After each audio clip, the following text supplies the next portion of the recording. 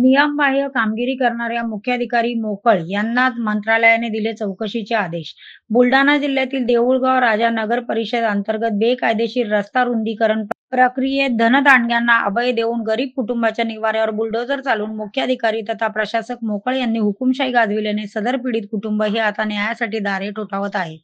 तर मोकळ यांनी केलेली वरकमाईचा हिशोब घेण्यासाठी लाचलुचपत प्रतिबंधक विभाग अमरावती यांच्याकडे पीडित कुटुंबाने तक्रार दाखल केली आहे. स्थानिक नगरपालिकेने शहरातून जाणाऱ्या रस्त्याचे रुंदीकरण हे 2006 मध्ये केले होते. कायदेशीरपणे परिस्थिती पाहून प्रत्येकी 20 वर्षांनंतर रस्ता रुंदीकरण करायचे असते. सदर प्रक्रिया ही 2026 मध्ये आवश्यक होती. खासदार प्रतापराव जाधव आणि आमदार शशिकांत खेडेकर यांनी प्रधानमंत्री सडक योजनेच्या माध्यमातून 2018 मध्ये 13,65,00,000 रुपयाचा हाच रस्ता गजानन महाराज मंदिर ते जुने चैत्रबन हॉटेलपर्यंत 4 किलोमीटर रस्ता दुभाजकसह डांबरीकरण करण्यात आला होता आणि तोच रस्ता माजी आमदार खेडेकर यांनी नगरविकास मंत्री एकनाथ शिंदे यांच्याकडून शेकडो कोटीची निधी शहरासाठी आणल्या गेली. त्यात हाच रस्ता पुन्हा काँक्रिटीकरणचा 97 कोटी खर्च करून होत आहे. सांगायचा सारांश म्हणजे 2018चाच रस्ता, तो फक्त करायचा मात्र नवीन फुंकर घालून. अतिक्रमण उठाव मोहीम राबविली आणि सदर पीडित कुटुंबाची खासगी मालकीची घरे ही दुसरा समोर यावा म्हणून डोंगरे पीडित कुटुंब उद्ध्वस्त करून टाकले. सदर कारवाई दरम्यान मोकळ हे प्रामुख्याने हजर होते. हे विशेष. न्याय मागण्यासाठी जिल्हाधिकारी बुलढाणा पोलीस अधीक्षक बुलढाणा पोलीस स्टेशन देऊळगाव राजा मुख्यमंत्री सचिव उपमुख्यमंत्री सचिव यांच्याकडे पीडित कुटुंबातील किशोर डोंगरे यांनी लाचलुचपत प्रतिबंधक विभाग अमरावती अँटी करप्शन अमरावती यांच्याकडे तक्रार नमूद केली आहे. जिल्हाधिकारी यांनी कानपिचक्या देताच मुख्याधिकारी देऊळगाव राजा यांनी पीडित कुटुंबास सरळ खरेदीसाठी नोटीस पाठविली आहे. सदर नोटीस घेणारे नगर परिषद कार्यालय देऊळगाव राजा मुख्याधिकारी मोकळ यांच्या समोर गेले असता तिथेही पीडित कुटुंबास पूर्ण घरे द्या अशी दमदाटी केली असे तक्रारकर्ते किशोर डोंगरे यांनी प्राईम मीडिया 24 शी बोलताना बुलढाणा जिल्हा प्रतिनिधी प्रभाकर माटे यांच्याशी बोलताना दिलेल्या मुलाखतीत सांगितले. प्राईम मीडिया 24 साठी प्रभाकर माटे, बुलढाणा. नमस्कार माझ्या सर्व पत्रकार बांधवांनो.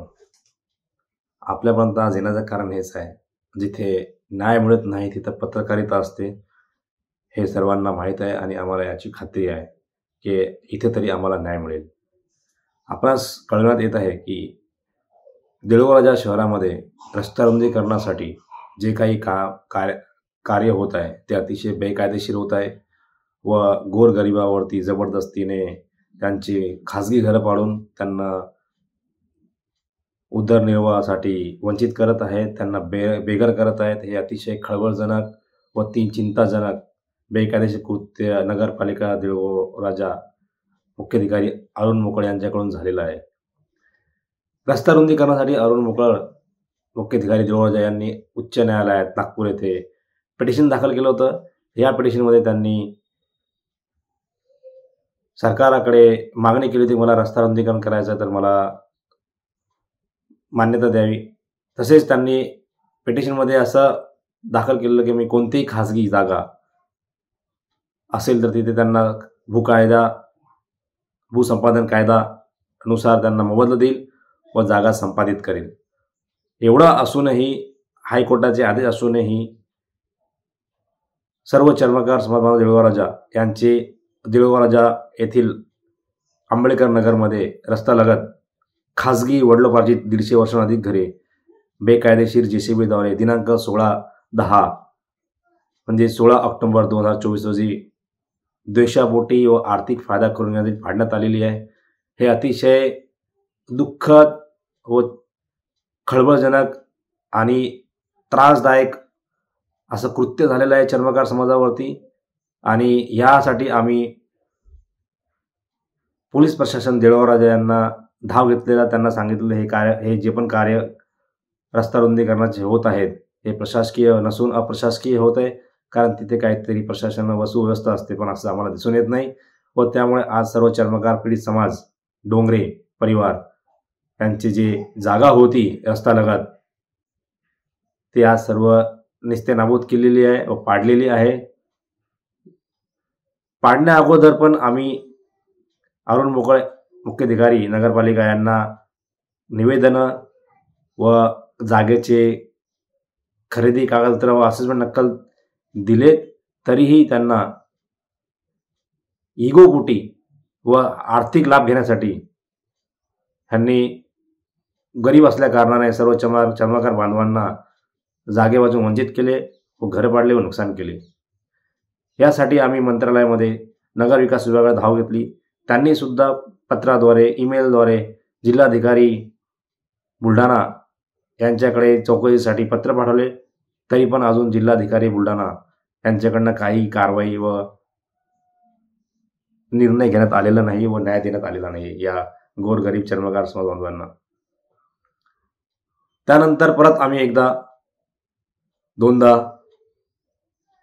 मुंबई कमिशनर, महाराष्ट्र पोलीस तसेच मुख्यमंत्री साहेब फडणवीस जी तसेच उपमुख्यमंत्री नगर विकास विभाग